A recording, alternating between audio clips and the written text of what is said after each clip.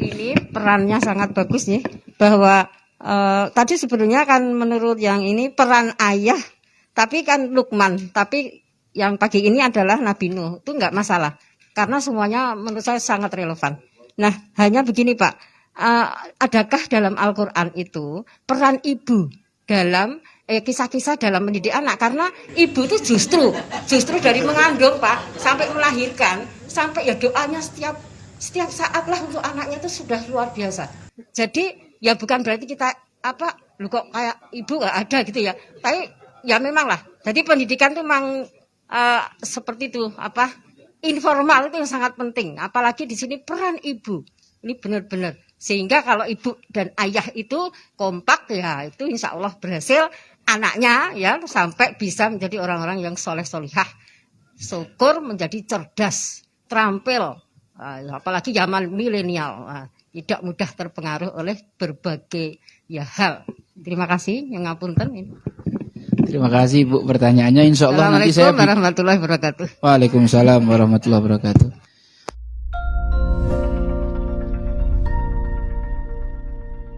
Terima kasih pertanyaannya Ibu, sangat bagus. Insya Allah nanti saya akan berusaha minta pertolongan sama Allah untuk bisa bikin podcast dan buku juga tentang peran ibu dan kisah ibu di dalam Al-Quran. Insya Allah ada Bu, ada beberapa ibu-ibu yang diceritakan. Cuma memang secara konversasi atau obrolan antara ibu dengan anak atau ayah dengan anak itu jauh lebih banyak diskusi antara ayah dengan anak, karena yang dominan akan mewariskan nilai kepada anak itu adalah ayah. Tapi secara teknis yang sangat perhatian terhadap semua kebutuhan anak adalah ibu. Masing-masing punya perannya, masing-masing saling melengkapi. Ada anak yang dibesarkan soleh tanpa ibu yang solihah seperti anaknya Nabi Nuh alaihi salam.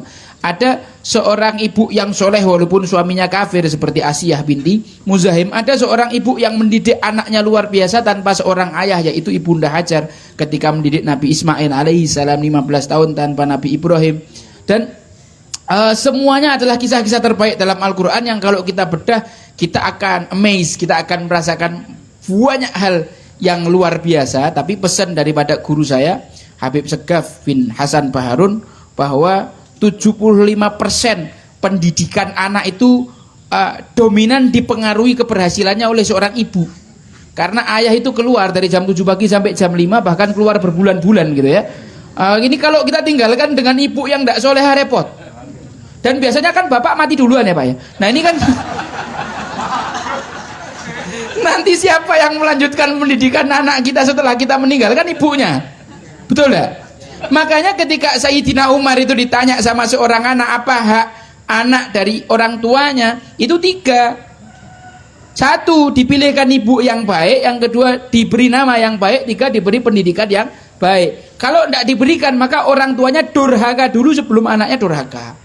Dipilihkan ibu yang baik. Karena memang ibu yang baik ini luar biasa. Sangat membantu seorang suami dalam pendidikan anaknya. Bukan cuma pendidikan fisik aja. Kan kadang-kadang orang tua ini lebih penting kebutuhan yang makan, pakaian, tempat tinggal gitu-gitu. Tapi kalau kebutuhan agama anaknya nggak ngerti rukun wudu ya nggak apa-apa. Yang penting les matematika gitu. Nah, ini repot ini kalau begini. Maka disitulah penting seorang ibu yang solihah, seorang ibu yang alimah. Bahkan ketika Al-Quran menyebutkan tentang wanita sempurna, tentang tadi ketika banyak orang-orang yang kafirnya itu mentok, itu yang dibuat contoh oleh Al-Quran adalah wanita, istrinya Nabi Nuh dan istrinya Nabi Lut. Begitu juga banyak laki-laki yang imannya sempurna. Di dalam kitab Qasasul Anbiya, karena karya Imam Ibnu Katsir disebutkan ada 124.000 nabi, 325 rasul. Semuanya ini imannya sempurna. Tapi ketika membuat contoh permisalan keimanan, yang Allah angkat namanya adalah 2 orang wanita. Satu Asiyah binti Muzahim, istri Fir'aun. Karena perempuan soleha itu walaupun suaminya kayak Fir'aun gak terpengaruh. Jadi perempuan gak boleh beralasan, nah, suami saya nakal loh Pak Ustadz. Suaminya Asiyah ini lebih nakal lagi. Kemudian Maryam bintu Imran. Ketika mensifati Maryam bintu Imran, Allah sebutkan ahsanat farjaha, dia menjaga kehormatan. Wa saddaqat bi kalimati rabbiha, dia alimah, dekat dengan ilmu. Wa kanat minal qanitin, dia ahli ibadah. Kalau diinstal di dalam diri seorang perempuan 3 hal ini, maka dia akan jadi perempuan yang luar biasa. Siapa yang bisa berperan di situ? Ibunya. Wallahu alam bisawab. Nanti insyaallah ini kita bisa sampaikan lain waktu karena panjang, Bu. Assalamualaikum warahmatullahi wabarakatuh. Langsung ya Ustadz, pertanyaan secara umum, apa sih sebenarnya peran suami dalam keluarga untuk secara umum atau secara global dalam membentuk keluarga yang sakinah? Pertanyaan ini juga karena kebetulan ada suami saya, biar tahu Ustadz. Assalamualaikum warahmatullahi wabarakatuh. Waalaikumsalam warahmatullahi wabarakatuh. Ini kok modelnya roastingan kayak gini? Ini kayak pengajian anak muda aja ini. Pak, jangan diperjelas toh Pak, wong saya udah paham. Baik.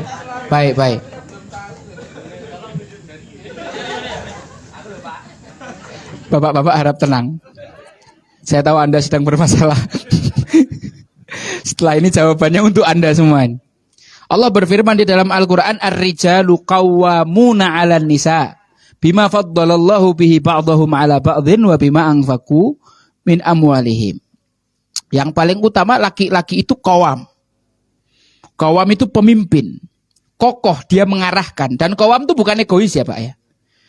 Berbeda sekali antara qawamah dan egoisme. Kalau egoisme itu namanya ananiyah, bukan qawamah. Dan di dalam rumah tangga ketika ada yang namanya arif, kelembutan, maka Allah sedang memberikan kebaikan yang banyak buat keluarga tersebut. Kadang-kadang ada suami-suami yang beralasan dengan qawamah tapi menyakiti istrinya. Nah, ini masalah. Kemudian qawamahnya seorang laki-laki itu penyebabnya 2. Dia menjadi pemimpin, dia lebih daripada perempuan, bukan dalam segala urusan.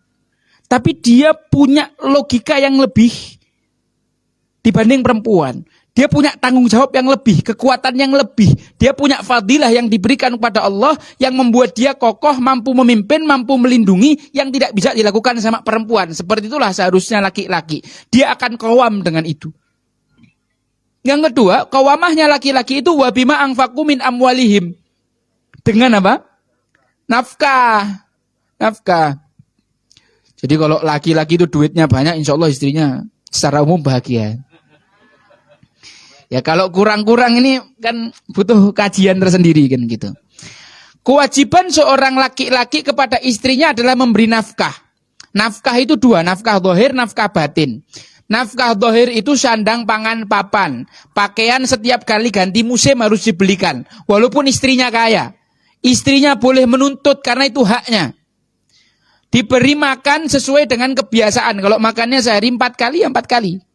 Sebelum nikah biasa 7 kali, ya makan 7 kali. Nah, repot ini.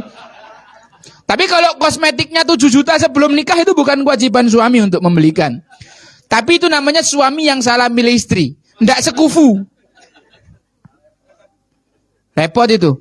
Nanti jadi keset kalau jadi seperti itu. Amanah tadi? Ya. Sandang, pangan, papan, menyediakan tempat tinggal. Tidak harus beli, tidak harus punya. Ngontrak boleh, nyewa boleh. Yang penting istrinya dapat tempat berteduh. Yang dia merasa aman di situ. Dan kemudian kalau seorang istri itu tidak mendapatkan nafkah. Tadi itu yang disebutkan. Dari suaminya selama sekian waktu. Lebih dari 4 bulan. Dia bisa mengajukan khulu kepada hakim. Menggugat cerai. Tapi kan repot banget kalau semua perempuan kayak gini nih. Seakan nikah-nikah itu hanya untuk seperti itu. Lalu di mana perjuangan dan pengorbanan? Ini istri saya ikut situ pakai kerudung hitam itu. Di belakangnya ibu yang kerudung coklat itu istri saya. Saya tidak pernah ngasih uang bulanan sama istri saya. Karena prinsipnya kita hidup yang penting bisa hidup hari ini. Tak tanya, kau punya duit hari ini? Butuh apa enggak? Jadi kalau saya mau pergi sekian hari, 2 hari apa 3 hari, selama 3 hari ini ada uang nggak?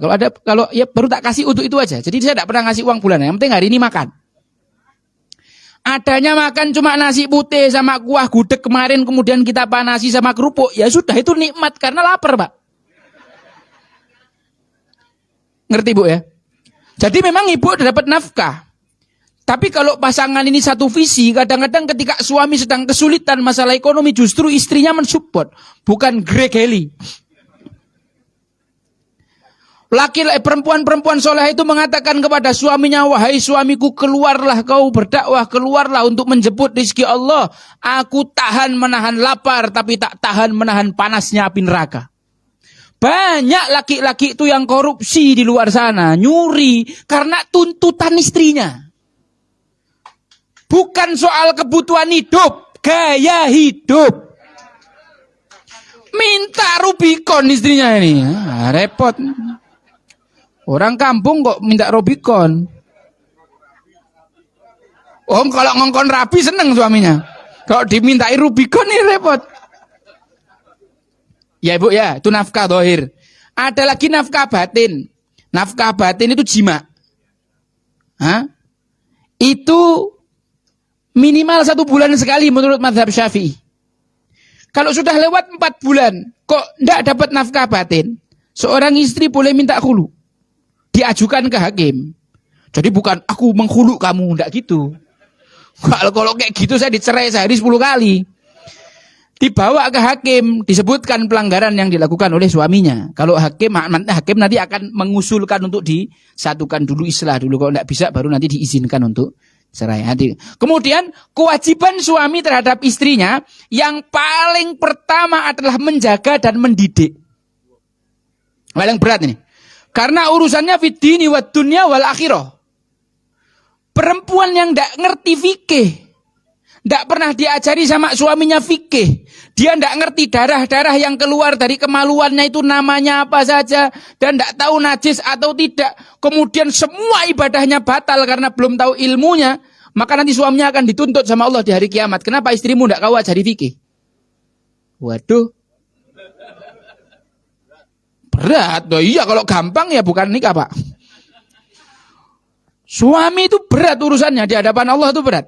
Kewajiban suami adalah mendidik anak, kewajiban suami adalah nyuci piring, kewajiban suami nyapu rumah, ngepel rumah, nyuci baju, menyediakan pembantu, apalagi pokoknya semua urusan rumah tangga itu kewajiban suami. Di dalam Islam begitu.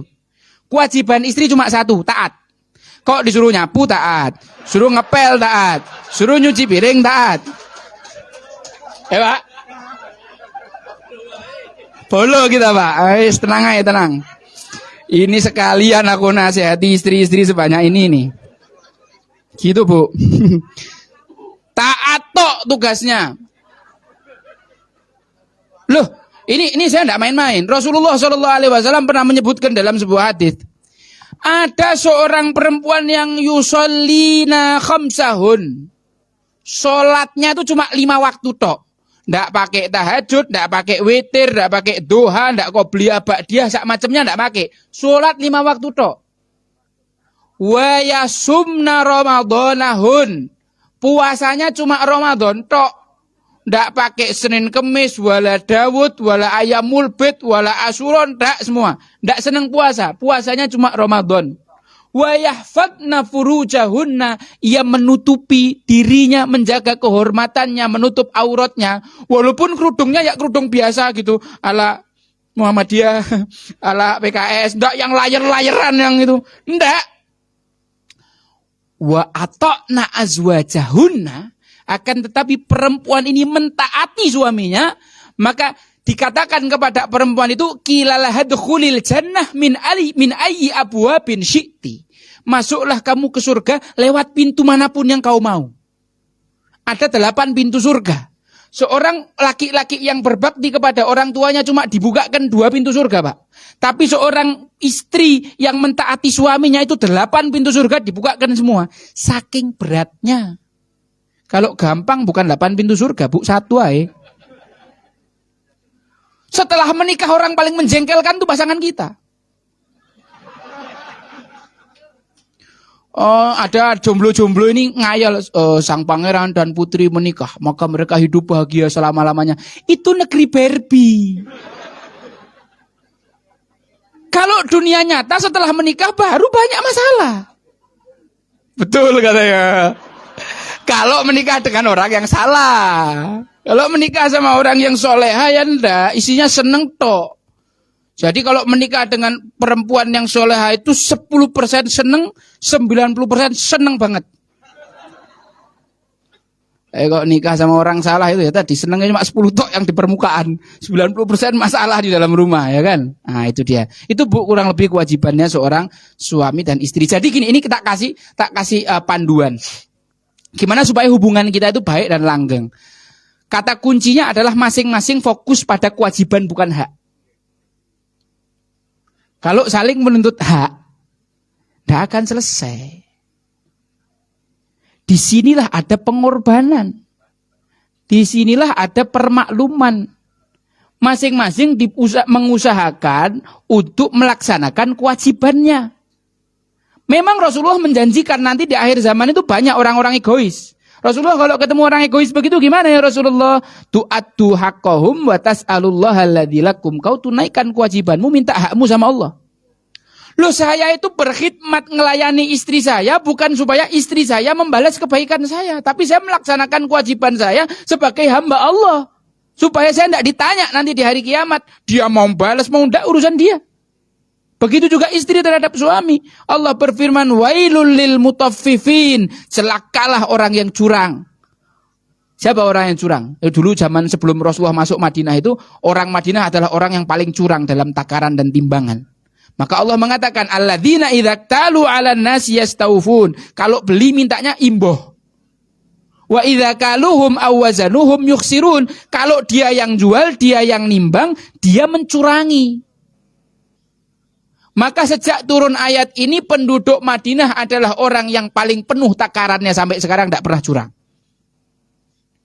Ayat ini mengajarkan kepada kita fokus sama kewajiban.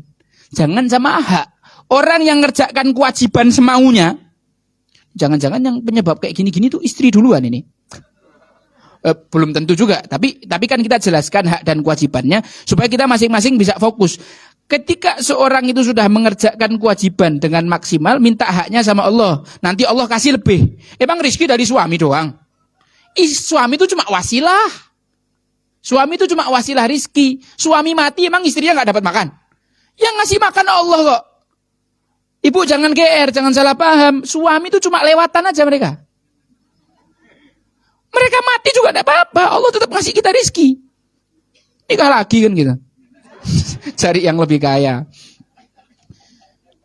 Nah kalau kita ngerjakan kewajiban semaunya, terus nuntut haknya lebih banyak, lah ya ini penyebab masalah rumah tangga. Orang egois, maunya menang sendiri. Nah, kalau rumah tangga dibangun atas pondasi saling tuntut begini, nggak akan rampung urusannya. Maka mulailah dari diri sendiri, dari yang kecil, dari sekarang kita kerjakan kewajiban kita semaksimal mungkin. Perempuan paling solehah versi Rasulullah bukan yang banyak tahajudnya, bukan yang banyak suaminya. Kesolehahan istri ada pada wajahnya, ada pada senyumnya. Perempuan paling solehah kata Rasulullah, idza nadharta ilaiha sarratka. Kalau dipandang menyenangkan.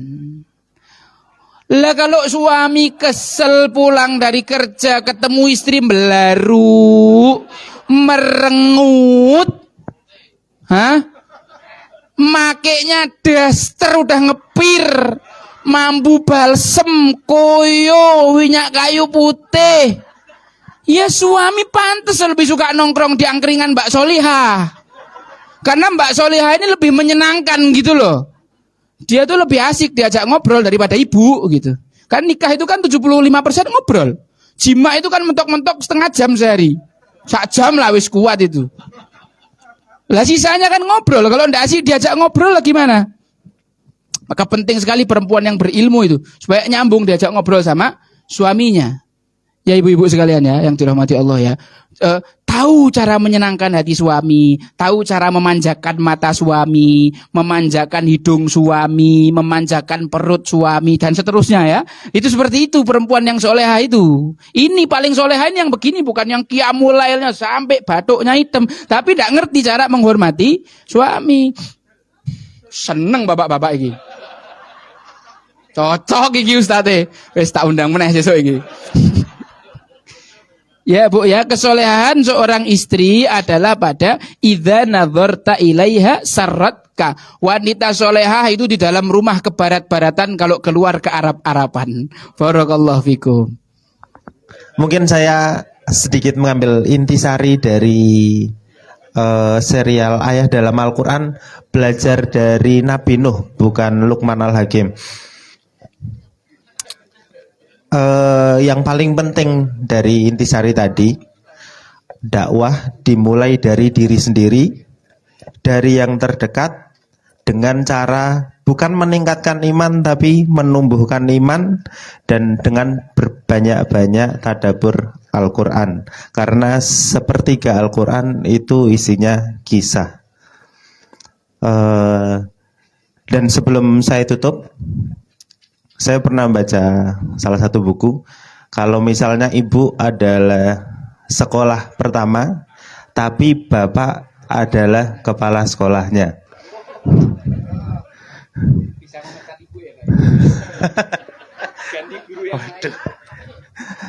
Dan dengan demi menunjang pemahaman tentang kisah-kisah ayah dalam Al-Quran, di belakang sana sudah ada buku yang dikarang oleh Ustadz Ja'far sendiri.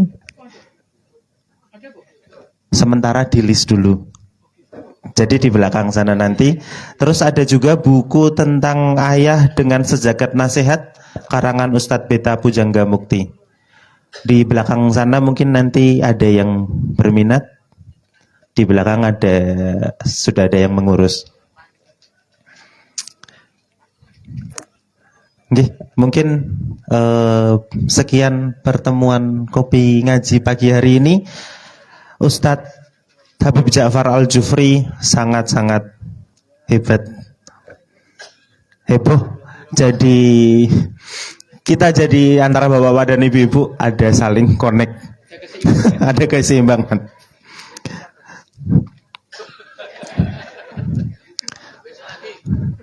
Mungkin sekian dari saya sebagai moderator.